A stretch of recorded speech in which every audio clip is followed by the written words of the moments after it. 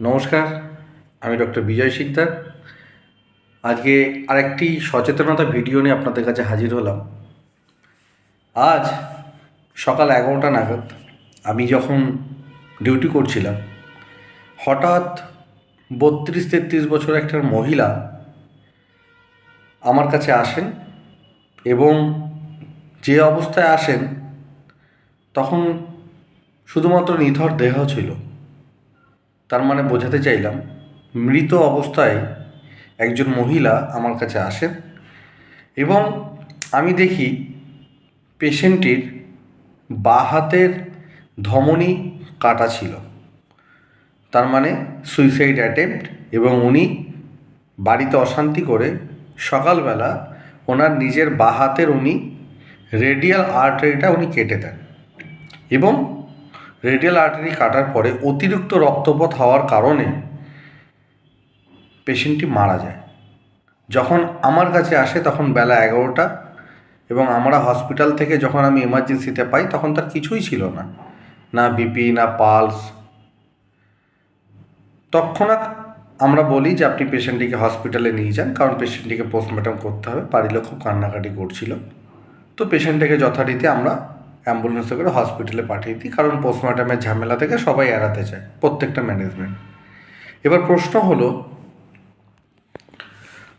যদি জানতে পারা যেত যে কখন এই ঘটনাটা তিনি ঘটিয়েছেন এবং কতক্ষণের মধ্যে ঘটিয়েছেন, তাহলে হয়তো আমরা তাকে বাঁচাতে পারতাম। আপনাদের কাছে একটাই রিকোয়েস্ট, এই ধরনের সমস্যা প্রত্যেকের জীবনে আসতে পারে, অশান্তি বা বাড়িতে কোনো কিছু ঝুট ঝামেলা, তার জন্য এরকম স্টেপ আপনারা নেবেন না। মেয়েটি বিবাহিত ছিল অবশ্যই, যতটুকু দেখে বুঝলাম, তাতে খুব বেশি দিন হয়তো বিয়ে হয়নি। প্লিজ আপনাদের কাছে রিকোয়েস্ট, এই ধরনের সুইসাইড অ্যাটেম্প থেকে আপনারা বিরত থাকুন, নিজেদেরকে ভালোবাসুন।